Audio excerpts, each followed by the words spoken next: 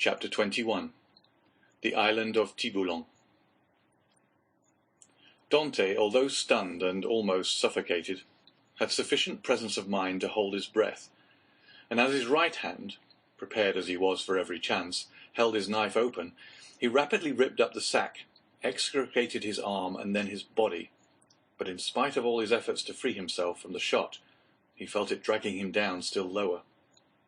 He then bent his body and by a desperate effort severed the cord that bound his legs, at the moment when it seemed as if he were actually strangled. With a mighty leap, he rose to the surface of the sea, while the shot dragged down to the depths the sack that had so nearly become his shroud.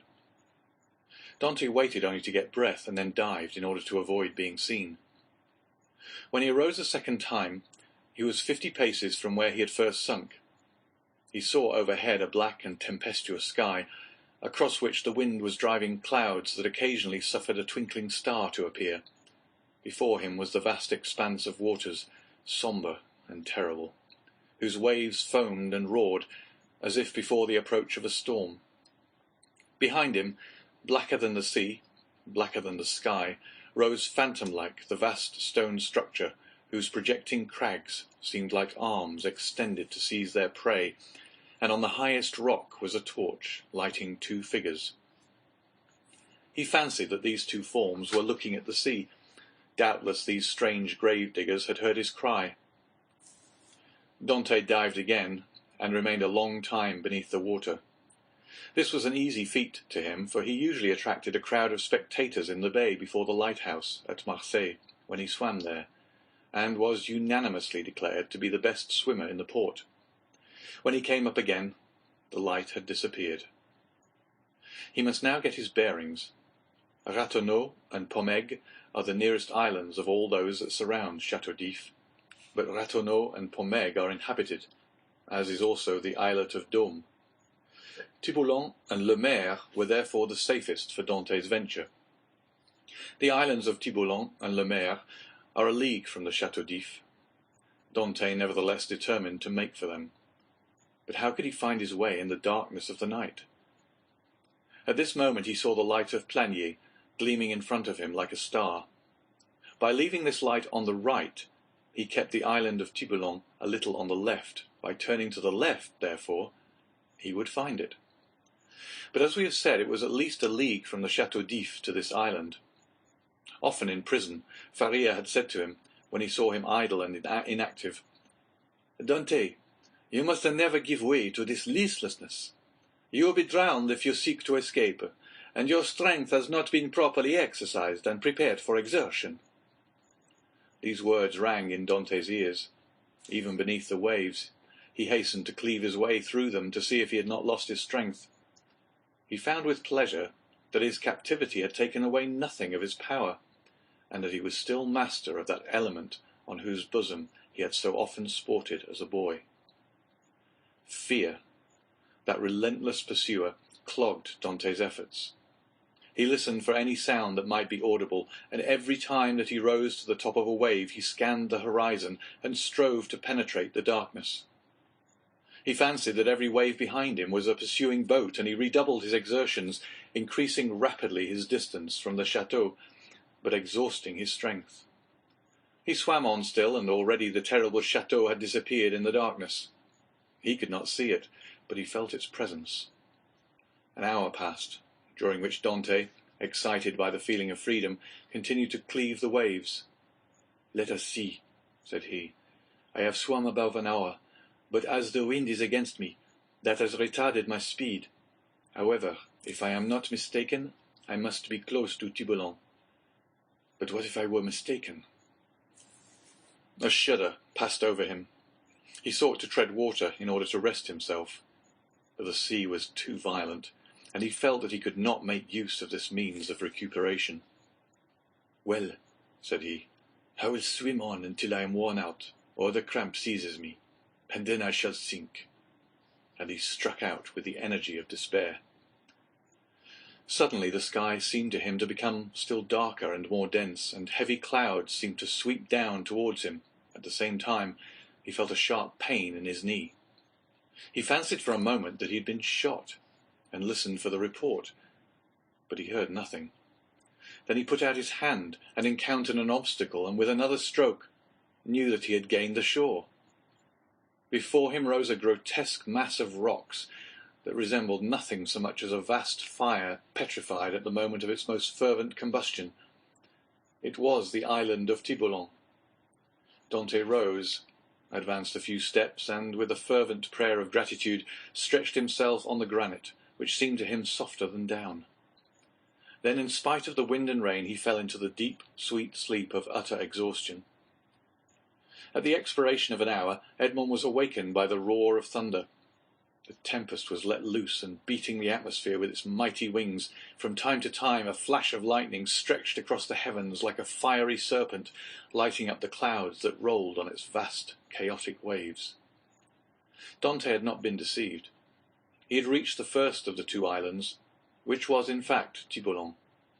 He knew that it was barren and without shelter, but when the sea became more calm, he resolved to plunge into its waves again and swim to Le Mer, equally arid but larger and consequently better adapted for concealment.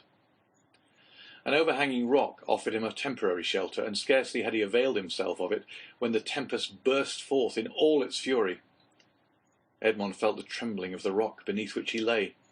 The waves, dashing themselves against it, wetted him with their spray. He was safely sheltered, and yet he felt dizzy in the midst of the warring of the elements and the dazzling brightness of the lightning. It seemed to him that the island trembled to its base, and that it would, like a vessel at anchor, break moorings and bear him off into the centre of the storm. He then recollected that he had not eaten or drunk for 24 hours. He extended his hands and drank greedily of the rain-water that had lodged in a hollow of the rock. As he rose, a flash of lightning that seemed to rive the remotest heights of heaven illumined the darkness. By its light, between the island of Le Mer and Cap Croiselle, a quarter of a league distant, Dante saw a fishing boat driven rapidly like a spectre before the power of winds and waves. A second after, he saw it again, approaching with frightful rapidity. Dante cried at the top of his voice to warn them of their danger, but they saw it themselves. Another flash showed him 4 men clinging to the shattered mast and the rigging, while a 5th clung to the broken rudder. The men he beheld saw him undoubtedly, for their cries were carried to his ears by the wind. Above the splintered mast, a sail rent to tatters was waving. Suddenly the ropes that still held it gave way, and it disappeared in the darkness of the night like a vast sea-bird. At the same moment, a violent crash was heard, and cries of distress. Dante, from his rocky perch, saw the shattered vessel, and among the fragments the floating forms of the hapless sailors. Then all was dark again. Dante ran down the rocks at the risk of being himself dashed to pieces. He listened, he groped about, but he heard and saw nothing. The cries had ceased, and the tempest continued to rage. By degrees the wind abated. Vast grey clouds rolled towards the west, and the blue firmament appeared studded with bright stars. Soon a red streak became visible in the horizon. The waves whitened. A light played over them and gilded their foaming crests with gold. It was day. Dante stood mute and motionless before this majestic spectacle, as if he now beheld it for the first time, and indeed, since his captivity in the Château d'If, he had forgotten that such scenes were ever to be witnessed. He turned towards the fortress and looked at both sea and land. The gloomy building rose from the bosom of the ocean with imposing majesty, and seemed to dominate the scene. It was about 5 o'clock. The sea continued to get calmer. In 2 or 3 hours, thought Dante, the turnkey will enter my chamber, find the body of my poor friend, recognize it, seek for me in vain, and give the alarm. Then the tunnel will be discovered. The men who cast me into the sea and who must have heard the cry I uttered will be questioned. Then boats filled with armed soldiers will pursue the wretched fugitive. The cannon will warn everyone to refuse shelter to a man wandering about naked and famished. The police of Marseille will be on the alert by land, whilst the governor pursues me by sea. I am cold, I am hungry, I have lost even the knife that saved me. Oh my God, I have suffered enough, surely. Have pity on me, and do for me what I am unable to do for myself." As Dante, his eyes turned in the direction of the Chateau d'If, uttered this prayer, he saw off the farther point of the island of Pomègue a small vessel with lateen sails skimming the sea like a gull in search of prey, and with his sailor's eye he knew it to be a Genoese tartan. She was coming out of Marseille harbour, and was standing out to sea rapidly, her sharp prow cleaving through the waves. "Oh," cried Edmond, "to think that in half an hour I could join her! Did I not fear being questioned, detected, and conveyed back to Marseille? What can I do? What story can I invent? Under pretext of trading along the coast, these men, who are in reality smugglers, will prefer selling me to doing a good action. I must wait, but I cannot. I am starving. In a few hours my strength will be utterly exhausted. Besides, perhaps I have not been missed at the fortress. I can pass as one of the sailors wrecked last night. My story will be accepted, for there is no one left to contradict me." As he spoke, Dante looked toward the spot where the fishing vessel had been wrecked, and started. The red cap of one of the sailors hung to a point of the rock, and some timbers that had formed part of the vessel's keel floated at the foot of the crag. In an instant Dante's plan was formed. He swam to the cap, placed it on his head, seized one of the timbers, and struck out so as to cut across the course the vessel was taking. "I am saved," murmured he, and this conviction restored his strength. He soon saw that the vessel, with the wind dead ahead, was tacking between the Château d'If and the Tower of Planier. For an instant he feared lest instead of keeping in shore she should stand out to sea, but he soon saw that she would pass, like most vessels bound for Italy, between the islands of Jarreau and Calasareigne. However, the vessel and the swimmer insensibly neared one another, and in one of its tacks the tartan bore down within a quarter of a mile of him. He rose on the waves, making signs of distress, but no one on board saw him, and the vessel stood on another tack. Dante would have shouted, but he knew that the wind would drown his voice. It was then he rejoiced at his precaution in taking the timber, for without it he would have been unable perhaps to reach the vessel, certainly to return to shore, should he be unsuccessful in attracting attention. Dante, though, almost sure as to what course the vessel would take, had yet watched it anxiously until it tacked and stood towards him. Then he advanced, but before they could meet, the vessel again changed her course. By a violent effort he rose half out of the water, waving his cap and uttering a loud shout peculiar to sailors. This time he was both seen and heard, and the tartan instantly steered towards him. At the same time he saw they were about to lower the boat. An instant after, the boat rowed by two men advanced rapidly towards him. Dante let go of the timber, which he now thought to be useless, and swam vigorously to meet them. But he had reckoned too much upon his strength, and then he realized how serviceable the timber had been to him. His arms became stiff, his legs lost their flexibility, and he was almost breathless. He shouted again. The two sailors redoubled their efforts, and one of them cried in Italian, "Courage!" The word reached his ear as a wave which he no longer had the strength to surmount passed over his head. He rose again to the surface, struggled with the last desperate effort of a drowning man, uttered a third cry, and felt himself sinking, as if the fatal cannon shot were again tied to his feet. The water passed over his head, and the sky turned grey. A convulsive movement again brought him to the surface. He felt himself seized by the hair. Then he saw and heard nothing. He had fainted. When he opened his eyes, Dante found himself on the deck of the tartan. His first care was to see what course they were taking. They were rapidly leaving the Château d'If behind. Dante was so exhausted that the exclamation of joy he uttered was mistaken for a sigh. As we have said, he was lying on the deck.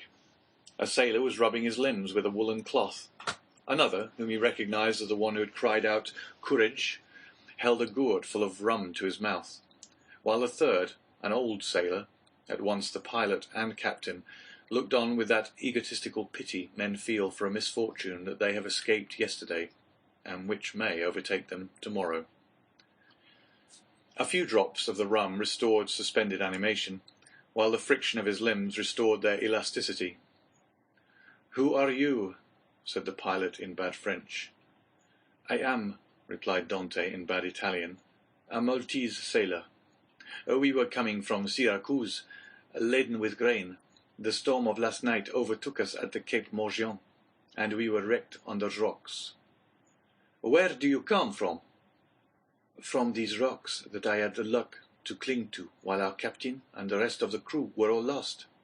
I saw your vessel, and fearful of being left to perish on the desolate island, I swam off on a piece of wreckage to try and intercept your course. You have saved my life, and I thank you," continued Dante. "I was lost when one of your sailors caught hold of my hair." "It was I," said a sailor of a frank and manly appearance, "and it was time, for you were sinking." "Yes," returned Dante, holding out his hand. "I thank you again." "I almost hesitated, though," replied the sailor. "You looked more like a brigand than an honest man, with your beard 6 inches and your hair a foot long." Dante recollected that his hair and beard had not been cut all the time he was at the Chateau d'If. "Yes," said he, "I made a vow to Our Lady of the Grotto not to cut my hair or beard for 10 years if I was saved in a moment of danger. But today the vow expires." "Now, what are we going to do with you?" said the captain. "Alas, anything you please. My captain is dead. I have barely escaped, but I am a good sailor. Leave me at the first port you make. I shall be sure to find employment." "Do you know the Mediterranean?" "I have sailed over it since my childhood." "You know the best harbors?" "There are few ports that I could not enter or leave with a bandage over my eyes." "I say, Captain," said the sailor who had cried courage to Dante, "if what he says is true, what hinders his staying with us?" "If he says true," said the captain doubtingly, "but in his present condition, he will promise anything and take his chance of keeping it afterwards." "I will do more than I promise," said Dante. "We shall see," returned the other, smiling. "Where are you going?" asked Dante. "To Leghorn." "Then why, instead of tacking so frequently, do you not sail nearer the wind?" "Because we should run straight onto the island of Rion."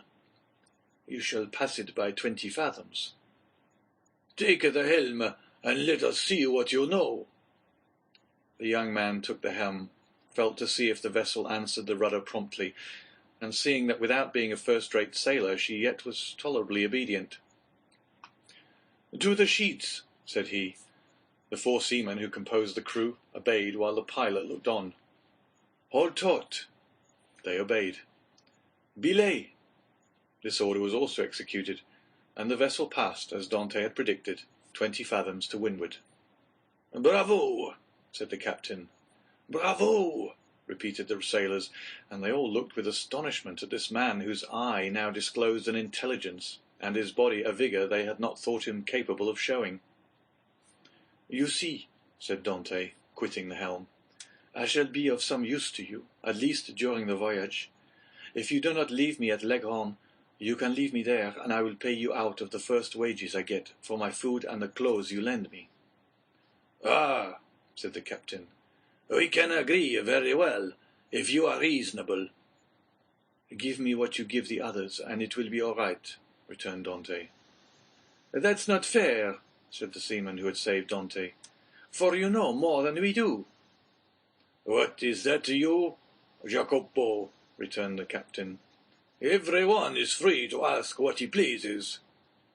"That's true," replied Jacopo. "I only make a remark."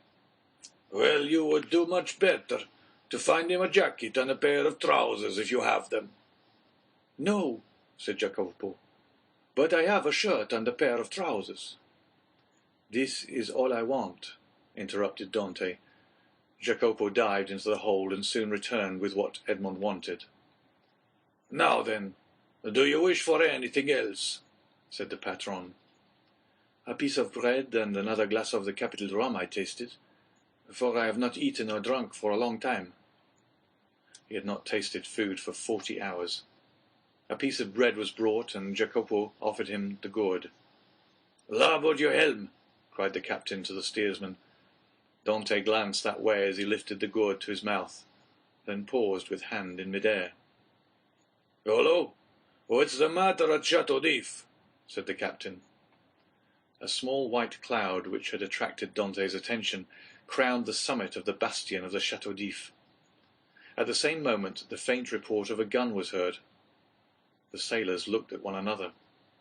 "What is this?" asked the captain. "A prisoner has escaped from the Chateau d'If, and they are firing the alarm gun," replied Dante. The captain glanced at him, but he had lifted the rum to his lips and was drinking it with so much composure that suspicions, if the captain had any, died away. "At any rate," murmured he, "if it be so much the better, for I have made a rare acquisition." Under pretence of being fatigued, Dante asked to take the helm. The steersman, glad to be relieved, looked at the captain, and the latter by a sign indicated that he might abandon it to his new comrade. Dante could thus keep his eyes on Marseille. "What is the day of the month?" asked he of Jacopo, who sat down beside him. "The 28th of February." "In what year?" "In what year? You ask me in what year?" "Yes," replied the young man. "I ask you in what year." "You have forgotten, then?" "I got such a fright last night," replied Dante, smiling, "that I have almost lost my memory. I ask you what year is it?" "The year 1829, returned Jacopo. It was 14 years, day for day, since Dante's arrest. He was 19 when he entered the Chateau d'If. He was 33 when he escaped. A sorrowful smile passed over his face. He asked himself what had become of Mercedes, who must believe him dead. Then his eyes lighted up with hatred, as he thought of the 3 men who had caused him so long and wretched a captivity.